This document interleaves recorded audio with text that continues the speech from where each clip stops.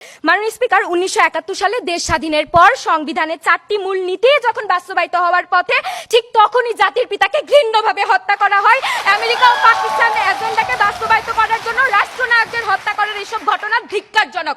বাংলাদেশ এশিয়ার প্রথম দেশ যারা ইনডেমনিটি জারি করার মাধ্যমে বঙ্গবন্ধু ও জেল হত্যার বিচার বন্ধ করে দিয়েছে।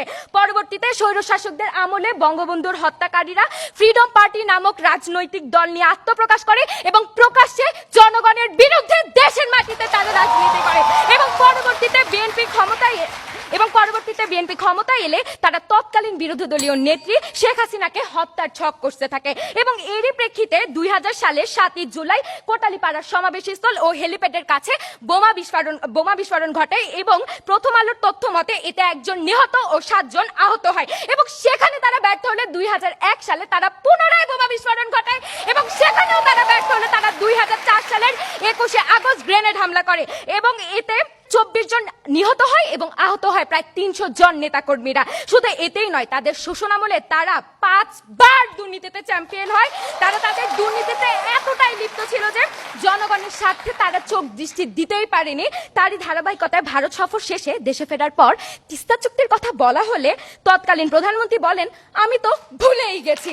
তারা তাদের আমলে এতটাই নোংরা রাজনীতি করতেন যে তারা দ্বিতীয় সংসদ তৈরি করতে চেয়েছিলেন এবং নাম দিতে চেয়েছিলেন হাওয়া ভবন। মাননীয় স্পিকার, বিরোধী দল বাংলাদেশ জাতীয়তাবাদ উজ্জ্ব করে ধর্মভিত্তিক জাতীয়তাবাদ প্রতিষ্ঠা করতে চেয়েছিল। জামাতে ইসলামের উপর নিষেধাজ্ঞা তুলে দেয় এবং পুনর্জন্ম হয় জামাতে ইসলামীর। ধর্মভিত্তিক রাজনীতির লাবাসে ব্যাপকভাবে বিকাশ ঘটে জঙ্গিবাদের। এবং মাননীয় স্পিকার, আপনি লক্ষ্য করুন, আমাদের দেশের যুদ্ধাপরাধী যারা আছে, যেখানে তাদের গলায় ফাঁসি পড়ানোর কথা ছিল, সেখানে তাদেরকে ক্ষমতায়ন করে সরকারি অর্থে বিলাসবহুল গাড়ি কিনে দেওয়া হয় এবং তার উপরে লাল সবুজের পতাকা লাগিয়ে দেওয়া হয় এবং জনগণের বুকের উপর দিয়ে সেই গাড়ি চালানো হয়। এবং তারা যখন মাননীয় স্পিকার ক্ষমতায় ছিল তখন নিজামী ইসলামী ছিলেন অর্থমন্ত্রী এবং মোহাম্মদ ইসাক ছিলেন পররাষ্ট্র মন্ত্রণালয়ের অধীনে এবং তাদেরকে বিভিন্ন দেশের দূতাবাসে নিয়োগ করা হতো, অর্থাৎ দেশের বিভিন্ন গুরুত্বপূর্ণ জায়গাগুলোতে তাদেরকে নিয়োগ করা হতো।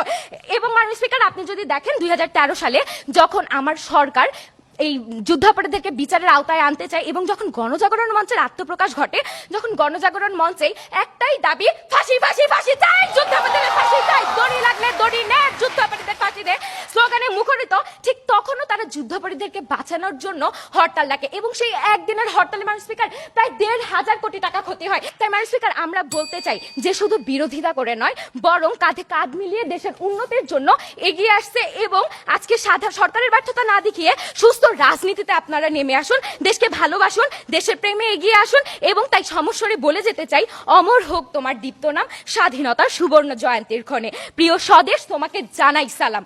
ধন্যবাদ মাননীয় স্পিকার, ধন্যবাদ সবাইকে।